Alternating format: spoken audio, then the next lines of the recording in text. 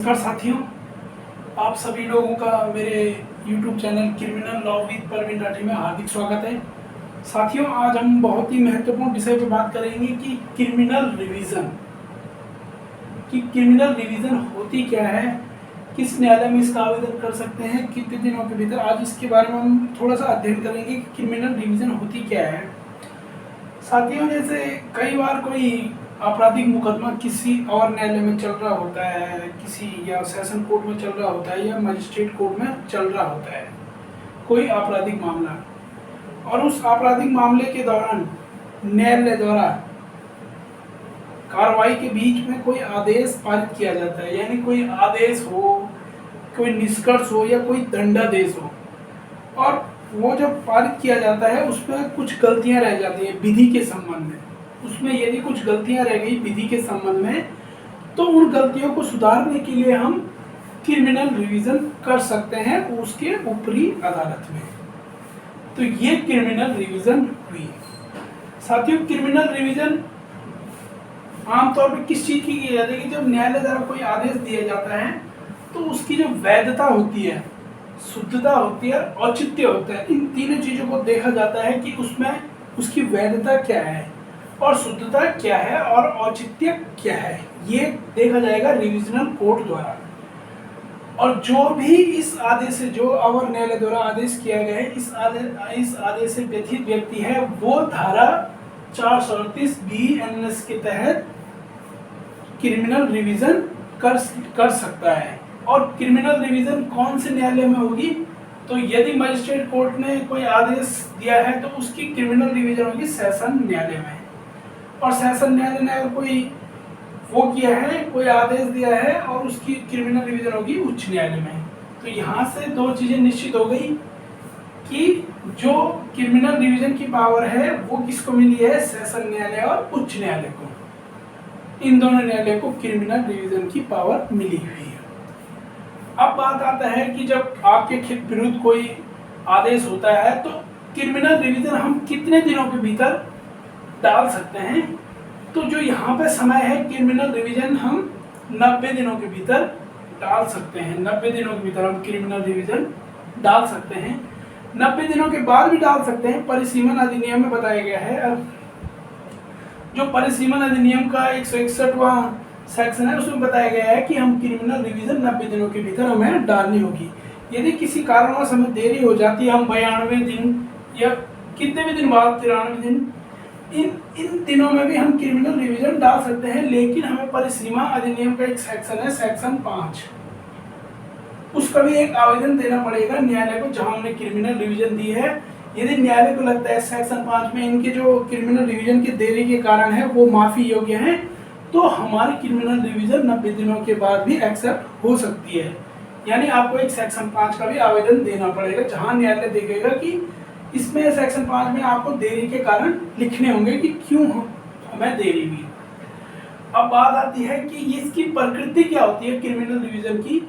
तो जो criminal revision है, क्रिमिनल रिवीजन होती है विवेकाधिकार, यानी इसमें कोर्ट का विवेकाधिकार है।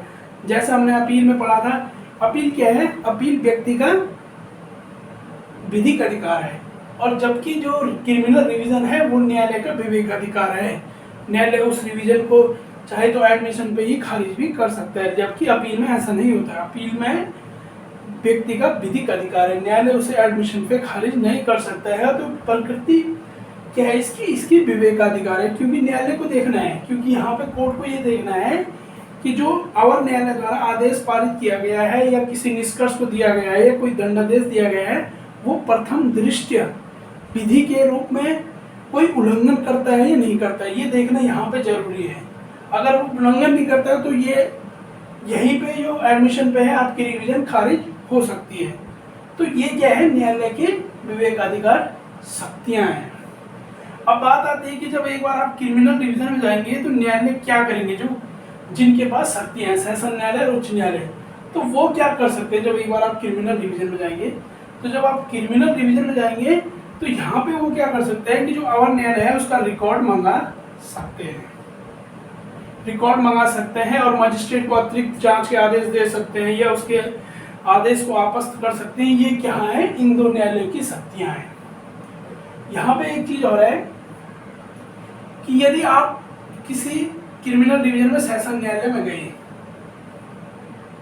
और यही इस न्यायालय ने ये कोई आदेश दिया तो ये आदेश यहीं तक अंतिम होगा। इसके बाद आप इसकी जो इसने रिवीजन पे आदेश किया है उसके रिवीजन पे आदेश आप यहाँ नहीं कर सकते, चैलेंज यहाँ नहीं कर सकते, क्योंकि ये अंतिम माना जाएगा। क्योंकि जो सेशन न्यायालय है और उच्च न्यायालय है, इनकी जो क्रिमिनल रिवीजन की शक्ति है वो दोनों समान है, दोनों समान है। तो ये हमने पढ़े कि क्रिमिनल रिवीजन क्या होती है, और क्रिमिनल रिवीजन का आवेदन हमेशा 438 बीएनएस के तहत जाएगा। तो ये हमने पढ़ी कि क्रिमिनल रिवीजन किस चीज की होती है कि जब कोई आदेश, निष्कर्ष या दंडादेश की वैधता, शुद्धता, औचित्य को देखना होता है तो ये क्रिमिनल रिवीजन होती है।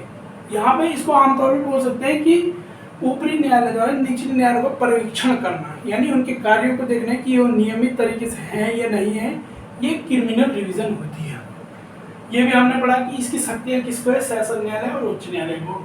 समयावधि कितनी है, 90 दिन। 90 दिनों के बाद भी हो सकती है, लेकिन आपको सेक्शन 5 परिसीमा अधिनियम का देरी के कारण बताने होंगे। प्रकृति कैसी, इसकी विवेकाधिकार प्रकृति है। और क्या शक्तियाँ इनकी, तो ये जो लोअर कोर्ट का जो फाइल होती है उसको तलब कर सकते हैं, उसके ऑर्डर को अपास्त कर सकते हैं या अतिरिक्त जांच का आदेश दे सकते हैं। तो ये न्यायालय की शक्तियाँ हुई क्रिमिनल रिवीजन में। आप हर ऑर्डर की या हर उसकी क्रिमिनल रिवीजन नहीं कर सकते। जैसे किसी का जमानत का आदेश खारिज हुआ तो उसकी आप रिवीजन नहीं कर सकते, उसके लिए तो नया बेल डालना पड़ेगा सेशन में, क्योंकि उसके रिवीजन में कुछ अंतर्वर्ती आदेश होते हैं, उनके आप रिवीजन नहीं कर सकते। ये कुर्की के आदेश का रिवीजन आप रिवीजन नहीं कर सकते, ये गवाह के उसका आप रिवीजन नहीं कर सकते। तो कुछ आदेशों का आप रिवीजन करते हैं। धारा 488 में 438 बताती है कि हर मामले का रिवीजन होगा, जबकि 438 दो देखोगे तो वो बताती है कुछ मामलों पर रोक लगा देती है क्रिमिनल रिवीजनों में कि अंतर्वर्ती आदेशों का क्रिमिनल रिवीजन नहीं हो सकता है। तो ये हमने पढ़ा क्रिमिनल रिवीजन। ये छोटा सा टॉपिक था, इसको ध्यान से समझना। और इस जो हमने पिछला चैप्टर पढ़ा था अपील, उसको भी जब मेरे प्ले लिस्ट में वीडियो है, उस वीडियो को देखना तो आपको एक अंतर समझ में आएगा क्रिमिनल रिवीजन और अपील में। क्योंकि अपील तो व्यक्ति का विधिक अधिकार है, उसमें तो न्यायालय को सुनना ही पड़ेगा, जबकि क्रिमिनल रिवीजन विधिक विवेकाधीन अधिकार है, विवेकाधिकार है, क्योंकि ये न्यायालय की शक्ति है। धन्यवाद।